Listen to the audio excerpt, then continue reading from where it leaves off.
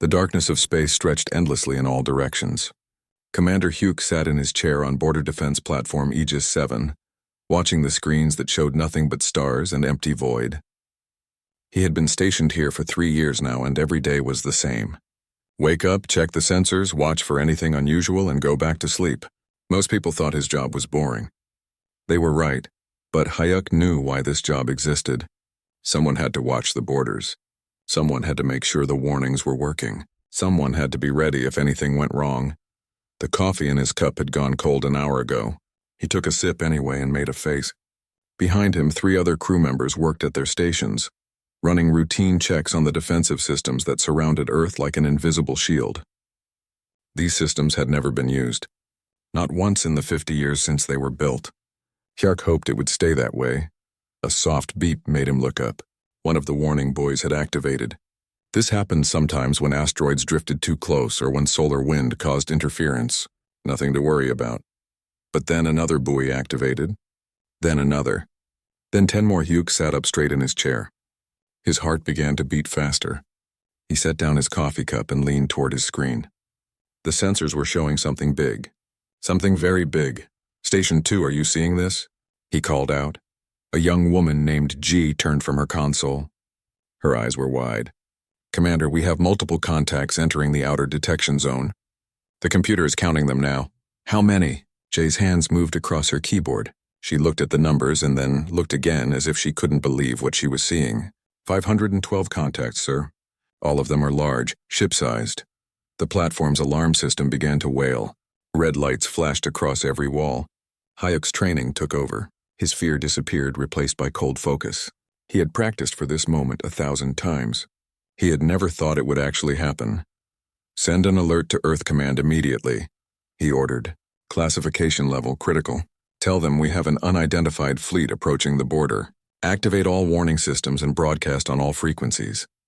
His crew moved quickly, doing exactly what they had trained for. Within seconds, every warning buoy around Earth's territory came to life. Messages began broadcasting into space in 3,000 different languages. The message was simple and clear. Protected space. Approach forbidden. Lethal response authorized. Turn back now. Far away in the depths of space, Warprime Tulvek stood on the bridge of his flagship. He was tall and powerful, with dark purple skin and 4 arms that ended in clawed hands. Behind him, hundreds of officers worked at their stations, coordinating the movement of the Vralthian Grand Fleet. This fleet had conquered 47 star systems. It had destroyed armies and broken empires. Nothing in the galaxy could stand against it. Tulvex watched the view screen as his ships moved through space like a swarm of metal insects. He felt proud. Soon another system would belong to the Vralthian Empire. Another primitive species would learn to bow before their betters. Warprime, we are receiving broadcasts from automated buoys, his communications officer reported. They claim this space is protected. They are warning us to turn back, Tulvex laughed. It was a deep, rumbling sound that made several junior officers flinch. Protected by whom? Our scans show this is a young species. They have barely left their home world. They have no colonies, no empire, nothing but one small planet. And they dare to warn us? The broadcasts are very aggressive, Warprime. They mention lethal response. Of course they do, Tulvex said, waving one hand dismissively. All weak species make threats they cannot back up. It is fear talking. They hope we will be scared and leave them alone. But we are Vralthian. We do not know fear. His tactical officer, a younger warrior named Krivax, stepped forward. Warprime, perhaps we should investigate these defenses before we advance. The broadcasts mention technology we do not recognize. The energy signatures around their system are unusual. Tulvex turned to glare at Krivax. Are you suggesting we are afraid of broadcasts, of words? The Vralthian Empire does not run from shadows and empty threats. We will continue forward. If they have defenses, we will crush them. If they have weapons, we will destroy them. This is what we do. This is what we have always done. Krivax lowered his head and stepped back. He did not argue further. No one argued with Warprime Tulvex. On Earth, in the orbital defense station above the planet, Captain Mirai watched her screens with growing concern. The alien fleet was still coming. They had ignored every warning. They had not slowed down or changed course. They were not responding to any communication attempts. She opened a channel to Earth Command. This is Captain Mirai of Orbital Defense Station Harmony. The approaching fleet has crossed the outer boundary markers. They are continuing to advance. Request permission to activate Protocol Sentinel. The response came quickly. Permission granted, Captain. Activate Protocol Sentinel. Continue broadcasting warnings until they reach the activation line. Mirai's hands were shaking slightly as she input the activation codes. Protocol Sentinel was the last line of communication before the defensive systems took over. It was the final warning. The last chance to turn back. A new message began broadcasting toward the alien fleet. This one was different from the automated warnings. This one came directly from Earth Command, and it was specific. Attention, unidentified fleet. You are approaching protected space. We have detected your presence and classified you as a hostile force. Our defensive systems are now active. If you cross the activation line, you will be engaged automatically. There will be no further warnings. Turn back now. This is your final chance. On platform Aegis 7, Commander Hayek watched the alien fleet continue forward. They did not slow down. They did not turn. They simply kept coming as if the warnings meant nothing. They're not stopping, Jay whispered. Why aren't they stopping? Yuk didn't answer. He was watching the countdown timer on his screen. It showed the distance between the alien fleet and the activation line. The line where Earth's defensive systems would automatically engage. 5,000 kilometers, 4,000, 3,000. All stations, prepare for activation, Hyuk said quietly. Make sure all recording systems are running. Earth Command will want to know exactly what happens next. 2,000 kilometers, 1,000. War Prime Tulvex smiled as his fleet approached the inner region of the system. Prepare weapons, he ordered. We will show these primitives what happens when they threaten the Vralthian Empire. The activation line was invisible. There were no markers, no lights, no physical barrier. It was just a point in space that the human defensive systems had designated as the final boundary. The first Vralthian ships crossed it. Every screen on platform Aegis 7 lit up red. Every alarm began to sound at once. The defensive grid activated across thousands of kilometers of space. Hidden platforms that had been sleeping for 50 years suddenly came to life. Power surged through systems that had never been tested in actual combat. Commander Hyuk gripped the arms of his chair as he watched the sensors. Captain Mirai held her breath on the orbital station. On Earth, in the command center deep beneath the surface, Admiral Deho watched his screens and felt the weight of what was about to happen. The Vralthian fleet continued forward, unaware that they had just made the biggest mistake in their empire's history. The defensive systems began to activate. The first thing that happened was silence. War Prime Tulvex expected explosions, missiles, laser fire, something he could understand and fight against. Instead, his tactical officer simply stopped talking mid-sentence. The officer had been reporting on the Vanguard's position when his voice cut off abruptly. Tulvex looked at his communications panel. Restore contact with the Vanguard immediately. His crew worked frantically at their stations. Lights blinked across the bridge as they tried every frequency, every backup system, every emergency channel. Nothing worked. 50 ships had simply vanished from their sensors. No distress signals, no explosion signatures, no debris fields. They were just gone. This is impossible, Tulvex growled. 50 warships do not simply disappear. Find them. Krivak studied his sensor displays with growing unease. War Prime, there is no trace of them. No energy signatures, no wreckage, nothing. It is as if they never existed. Then our sensors are malfunctioning. Send another squadron forward to investigate. Krivax hesitated. War Prime, perhaps we should send them now. Tulvex roared. 20 more ships broke formation and moved toward the area where the Vanguard had vanished. Every Vralthian in the fleet watched their sensors, waiting to see what had destroyed their comrades. But as the 20 ships reached the same invisible line in space, they too simply disappeared. One moment they were there, the next moment they were not. On platform Aegis 7, Commander Hyuk watched the displacement readings with grim satisfaction. The system was working exactly as designed. The alien ships were not being destroyed.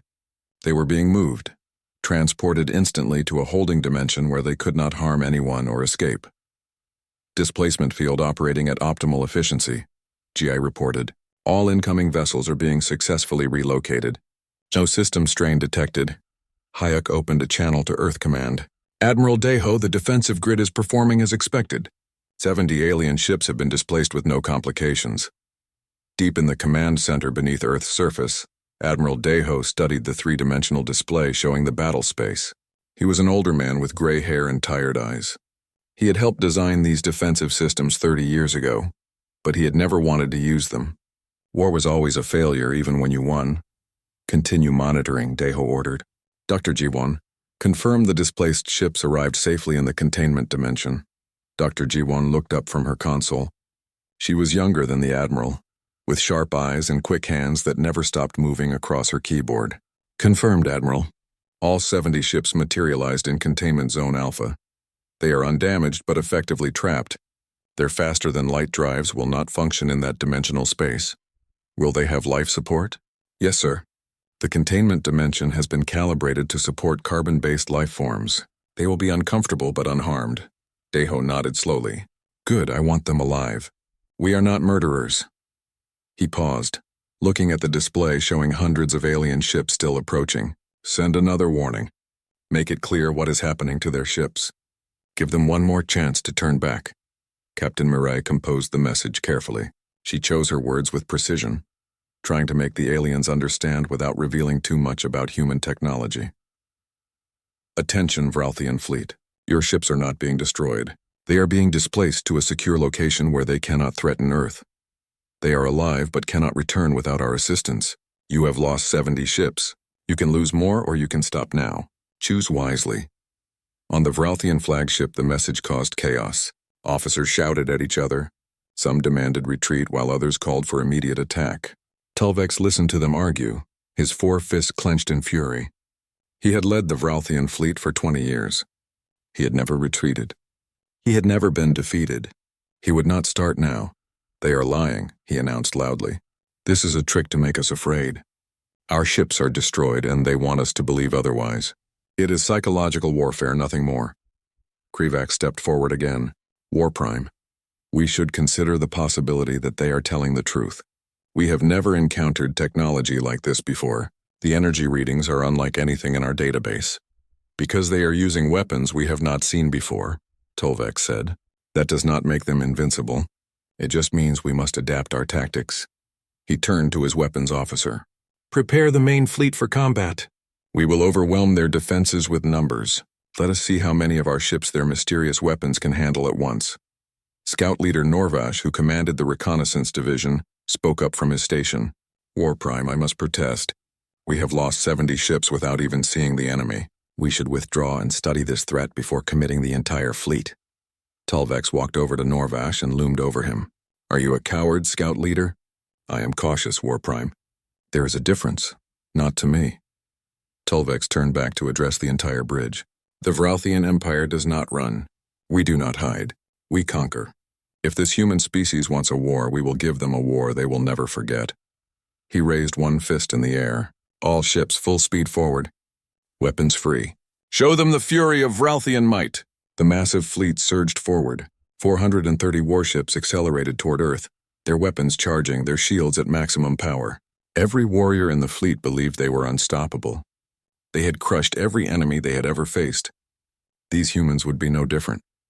On platform Aegis 7, alarms wailed as the sensors detected the fleet's acceleration. Commander Hyuk felt ice in his stomach. They are not stopping. The entire fleet is attacking. Admiral Deho received the report and closed his eyes for a moment. He had hoped it would not come to this. He had hoped the aliens would be reasonable. But hope was not a strategy, and wishes did not stop wars. Activate the full defensive grid, he ordered quietly. All platforms, all systems. Authorization code Deho 77 Omega. Dr. G1's fingers flew across her keyboard. Full grid activation in progress. Power levels rising to maximum. Displacement field expanding to cover the entire approach vector. Admiral, Captain Mireille said over the communication channel. We should send one more warning. One final chance, Deho nodded. Do it. Mireille broadcast the final message. Her voice was steady, but there was sadness in it. Vralthian fleet, this is your last warning. We do not want to fight you. We do not want to harm you. But if you continue forward, our defensive systems will engage automatically. 400 ships will disappear just like the first 70. Please turn back now. There is no shame in retreat when facing an enemy you do not understand. Tulvex heard the message and laughed. They are begging us to stop. They know they cannot win. Forward, show them no mercy. The Vralthian fleet crossed into the middle defensive perimeter, across thousands of kilometers of space. Hidden platforms activated in perfect synchronization. The displacement field expanded to massive size, creating an invisible net that caught every ship that entered it. What happened next would be talked about in galactic history for centuries. The Vralthian Grand Fleet, 430 ships of war, the most powerful military force in known space, simply vanished.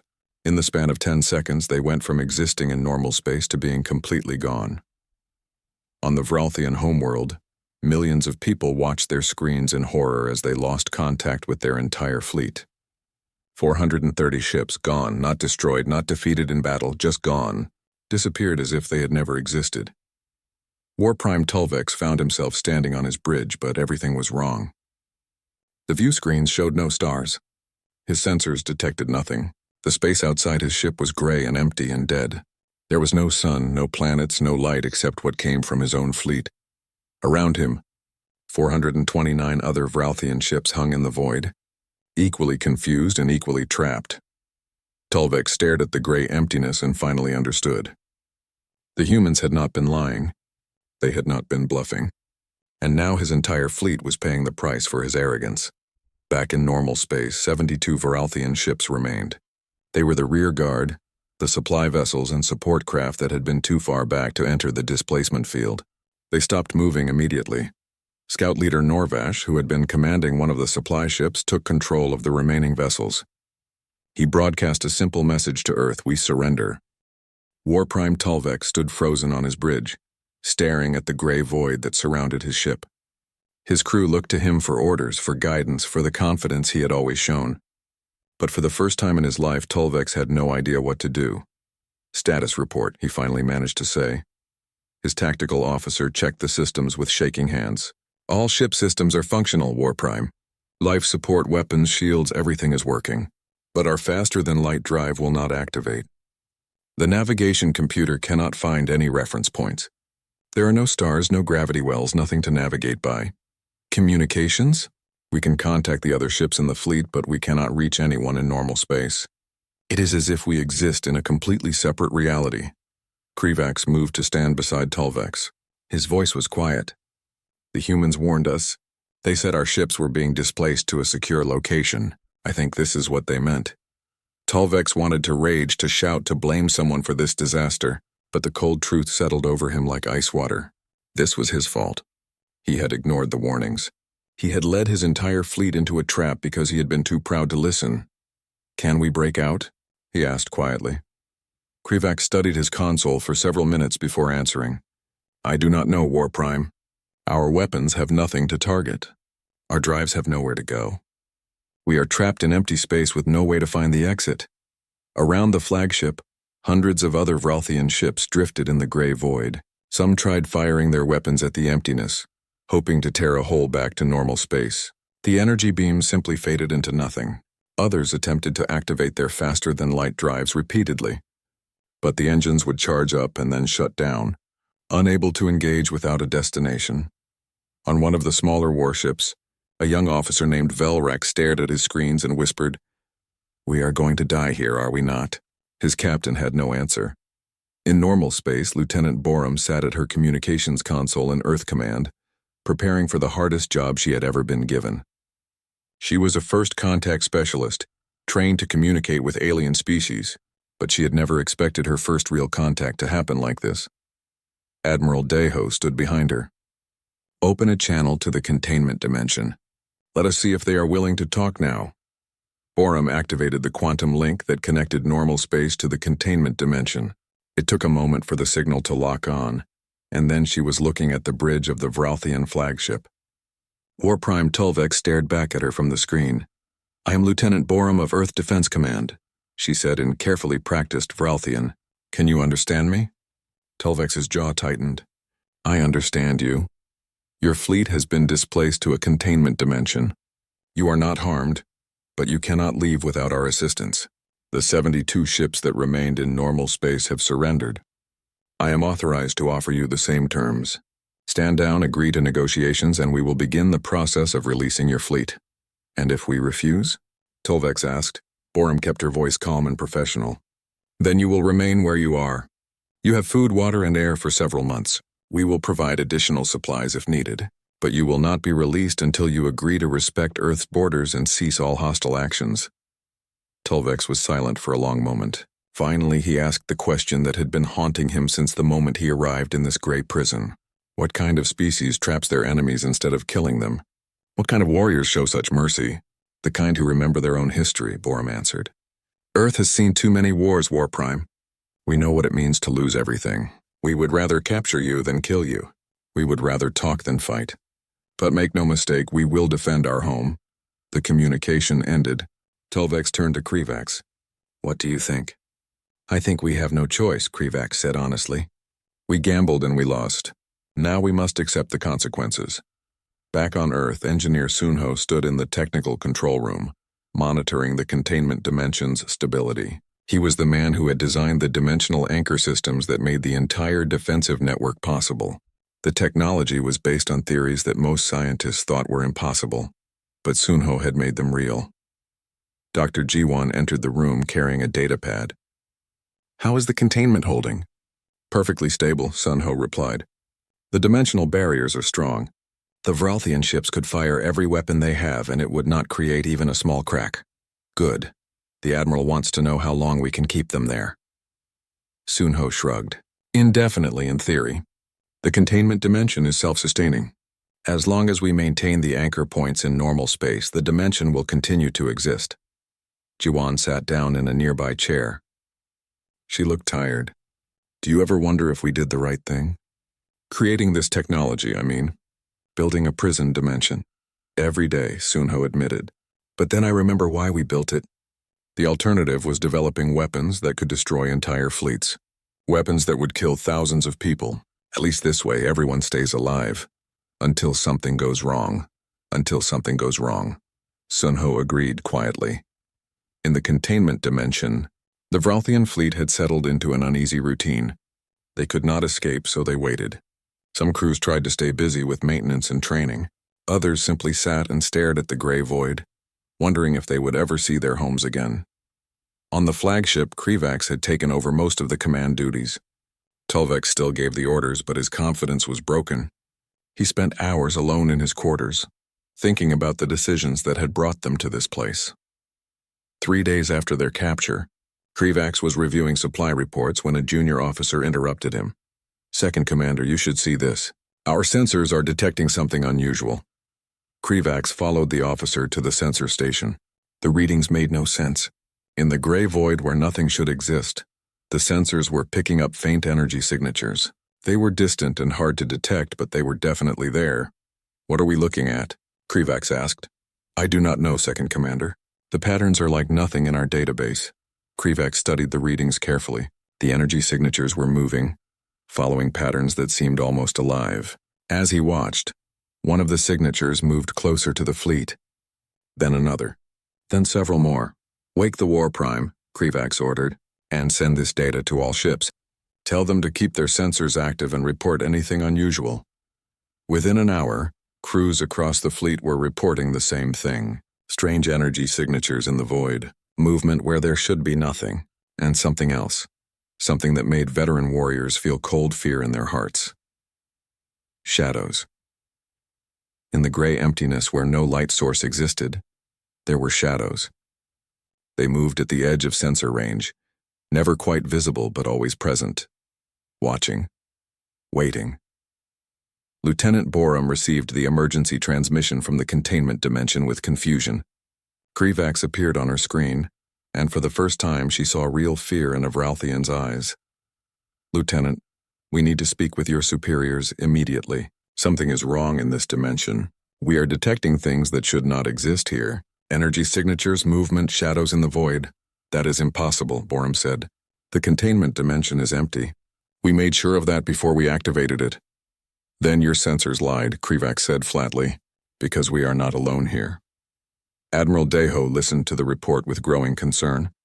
He had Engineer Sunho and Dr. Jiwon pulled from their duties to analyze the data the Vralthians were sending. Sunho studied the readings and his face went pale. This should not be possible. The containment dimension was completely empty when we created it. We checked multiple times. Then explain these readings, Deho demanded. I cannot, Admiral. These energy patterns do not match anything we have ever seen. They are not mechanical, not biological, not anything recognizable. Dr. Jiwon looked up from her console. Admiral, I think we have a serious problem. If there is something in the containment dimension with the Vralthian fleet, and we open the dimensional gate to release them, we might let whatever it is escape into normal space. Deho finished. He felt the weight of command pressing down on his shoulders. Get me a direct link to the Galactic Council. They need to know about this immediately. Across the galaxy, in the great chamber where representatives of 100 species gathered, High Chancellor Prexith received Earth's emergency transmission. What the human admiral told him changed everything. The Vralthian fleet was not just trapped. They were trapped with something unknown, something potentially dangerous, and humanity did not know whether to risk releasing them. The Galactic Council chamber fell silent as Counselor Yuna stepped forward to address the assembled representatives. She was a small woman compared to most of the alien species around her, but her voice carried clearly through the vast space. Behind her, holographic displays showed the data from the containment dimension, the strange energy signatures that should not exist. Honored members of the Council, Yuna began. Earth must reveal a truth we have kept hidden for 3 centuries. Our defensive borders are not simply territorial claims. They are not meant to keep you away from us. They are meant to protect all of us from something far worse. High Chancellor Prexith, a tall being with silver skin and 3 eyes, leaned forward in his seat. Explain, Counselor. Speak plainly. Yuna took a deep breath. Earth has been watched. For hundreds of years we have detected signals, distortions in space-time, objects that appear and disappear without explanation. Ships have vanished near our system, entire crews lost without trace. We thought at first it was natural phenomena, cosmic anomalies, but we were wrong. She gestured to the holographic display. Images appeared showing old Earth vessels from centuries past, their hulls torn open by forces that left no weapon signatures. In 2089, the colony ship Meridian vanished while traveling near Earth's outer system. In 2134, a mining station on the edge of our territory simply stopped responding. We found it empty, all crew gone, equipment still running. These incidents happened 14 times over 200 years. A representative from the Tellurian Collective spoke up. Why did you never report these incidents to the Council? Because at first we did not know there was a council, Yuna replied. Earth was isolated, alone, trying to understand these events by ourselves. When we finally made contact with galactic civilization, we had already begun to understand what was happening, and we realized that telling you might attract more attention to the problem. Historian Minho appeared on the screen beside Yuna, broadcasting from Earth. He was an elderly man who had spent 40 years studying the classified archives. The pattern became clear once we started looking for it. Every incident occurred when there was significant activity near Earth's outer boundaries. Large ships, high energy output, anything that created strong quantum signatures. Something was being attracted to those signatures. What something? Prexith demanded. Minho's expression was grim.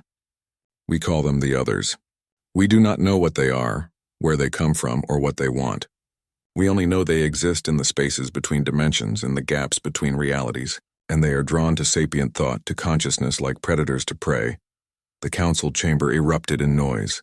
Representatives shouted questions, demanded proof, accused humanity of creating false threats. Prexith raised one hand and the chamber fell silent again. These are extraordinary claims, he said carefully. Do you have proof?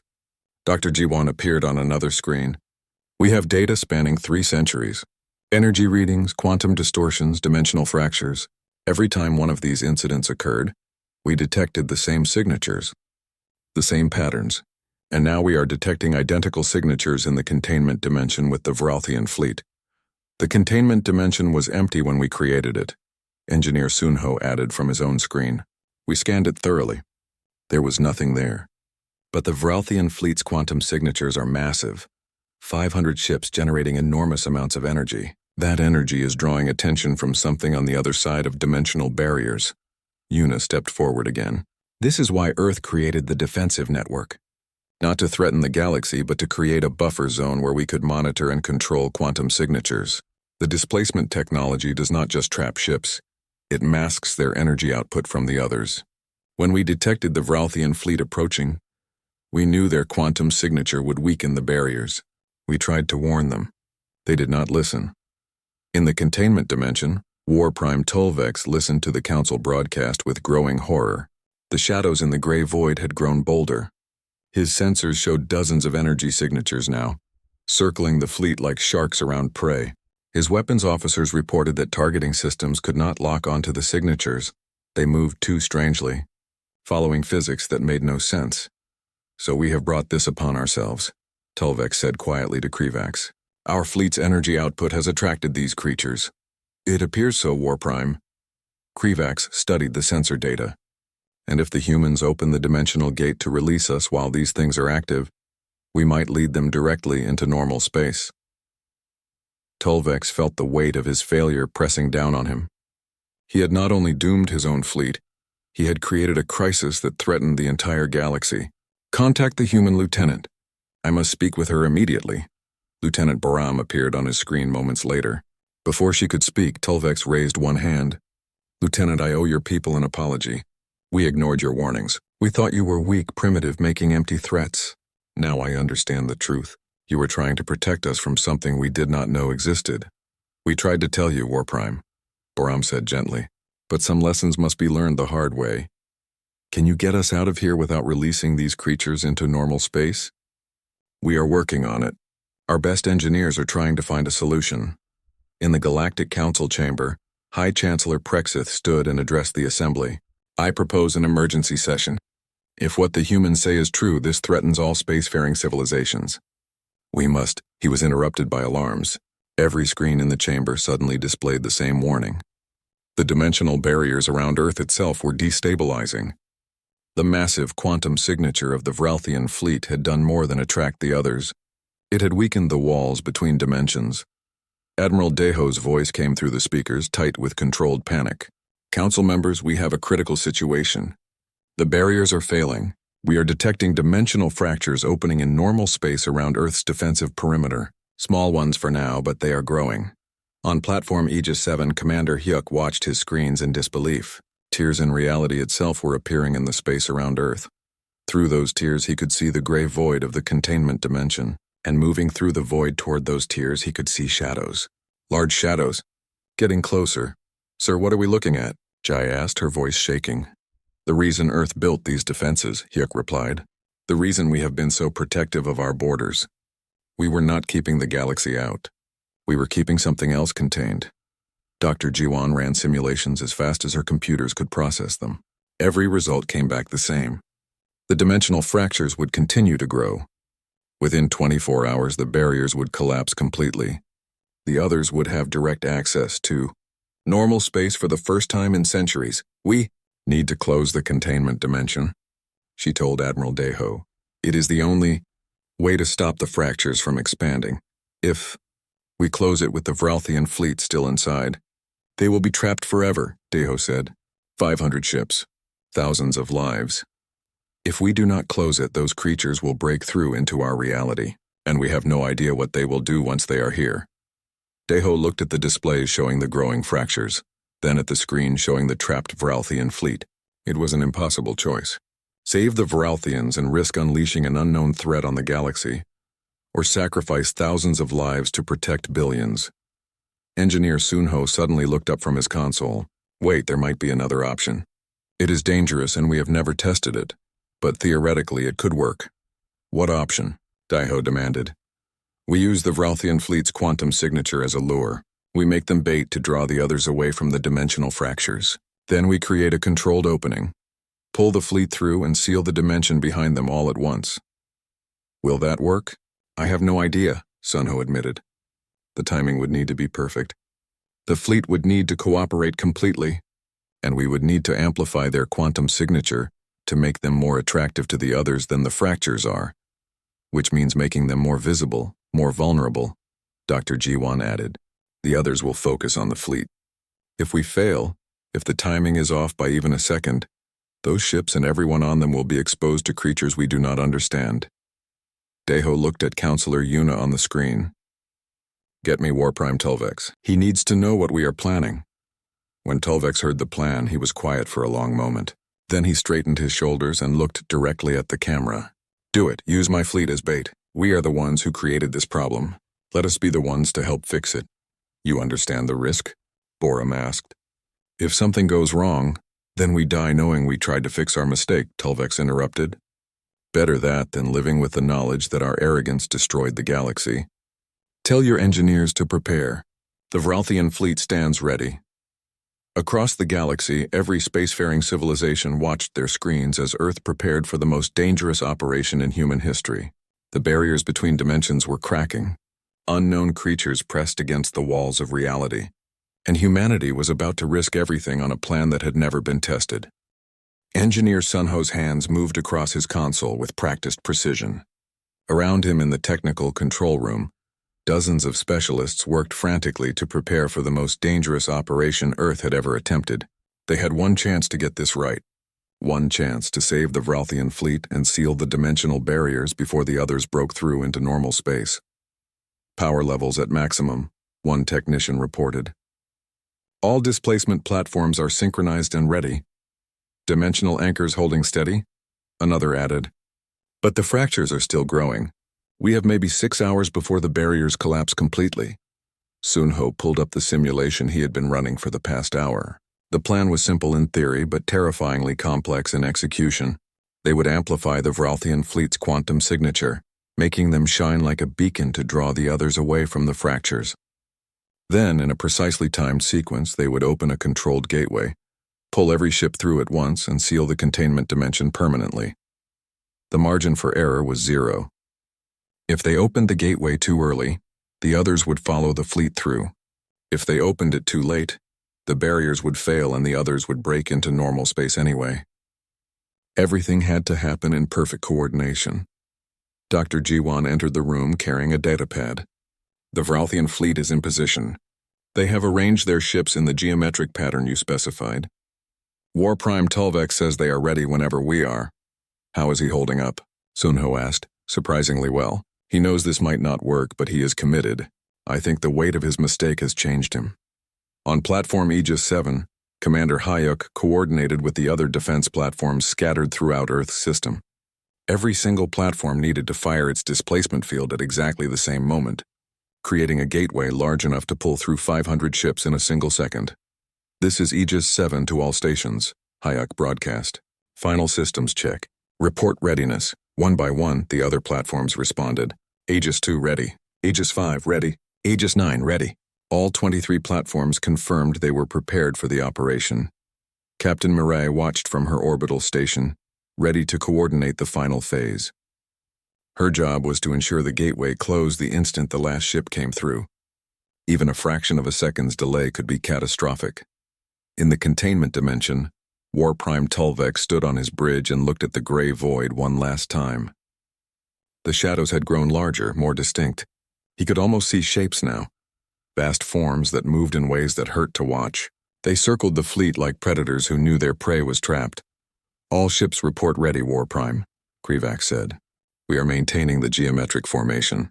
Ship power cores are at maximum output as requested. Telvex nodded. The human engineers had explained that the formation would amplify their quantum signature, making them impossible for the others to ignore. It would also make them incredibly vulnerable. But there was no other choice. This is War Prime Telvex to all ships of the fleet, he broadcast on the fleet-wide channel. What we do today may save the galaxy, or it may be the end of us. Either way, we face it as Vralthians, with courage, with honor, and with the knowledge that we are trying to fix what we broke. Stand ready. Lieutenant Borum maintained the communication link between the fleet and Earth Command. War Prime, we are beginning the amplification sequence.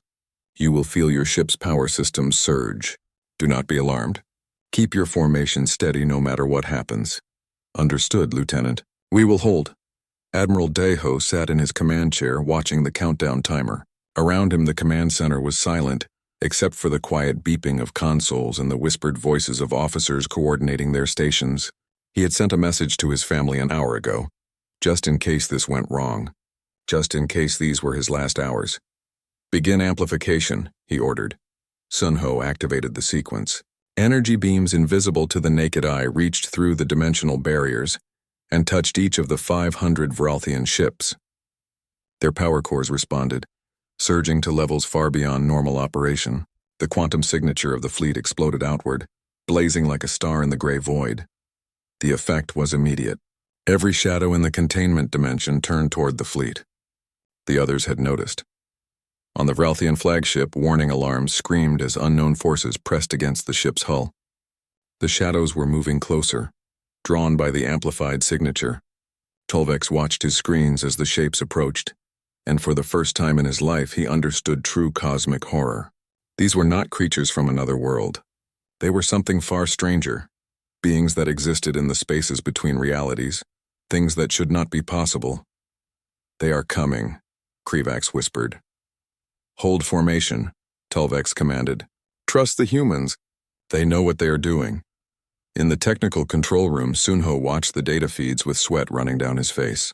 The others were converging on the fleet from all directions. Perfect. The fractures in normal space were stabilizing as the creatures focused their attention elsewhere. "It is working," Dr. Jiwan said. "The barriers are holding. The fractures have stopped growing." "For now," Sun-Ho replied, "but we need to move fast." "Commander Hyuk, are you ready?" On platform Aegis 7, Hyuk checked his systems one final time. "Ready, all platforms synchronized." "Waiting for your mark, Captain Mirai." "Closure systems armed and ready," Mirai confirmed. "I can seal the gateway in 0.3 seconds once all ships are through." Admiral Deho stood up from his chair. This was it. The moment everything would succeed or fail. "Engineer Sun-Ho, you have command of this operation. When you are ready, give the order." Sun-Ho took a deep breath. He looked at his screens, at the data streams showing the positions of 500 ships, 23 defense platforms, the dimensional barriers, and the creatures pressing closer to the Vralthian fleet with every passing second. "Execute on my mark," he said quietly. 3, 2, 1, mark! 23 defense platforms fired simultaneously. The combined displacement field created a gateway between dimensions so large it tore a visible wound in space. For 1 second, anyone watching could see directly into the containment dimension, could see the gray void and the Vralthian ships and the vast shadows closing in on them. The fleet vanished from the containment dimension and appeared in normal space. All 500 ships materializing in perfect formation, but the shadows came with them, pouring through the gateway like smoke, reaching toward the bright reality they had been separated from for so long. "Close it," Daiho shouted. Captain Mirai triggered the closure sequence. The gateway began to collapse, shrinking rapidly. But it was not fast enough. The others were already halfway through, their impossible forms stretching across dimensions. War Prime Tolvex saw what was happening and made a decision. "Krivax, take command of the fleet. Get them away from here." Before his second could respond, Tolvex activated his ship's power core overload sequence. "Engineering, I need everything the core can give me. Right now." "War Prime, that will destroy the ship." His engineer protested. "I know, do it." The flagship's power core went critical, releasing a blast of energy that blazed like a miniature sun. The quantum signature was overwhelming, impossible to ignore. The others stopped their advance through the gateway and turned back, drawn to this new, brighter lure. Tolvex felt his ship shaking apart as the core overloaded. He thought of his homeworld, his people, the mistakes he had made. Perhaps this was fitting. Perhaps this was how it was always meant to end. But then the displacement field caught his ship, and engineer Sun-Ho, working faster than he had ever worked in his life, redirected the field. The flagship did not explode. Instead, it vanished, pulled through a separate micro-gateway that opened and closed in a fraction of a second. Tolvex and his ship reappeared in normal space, intact but powerless.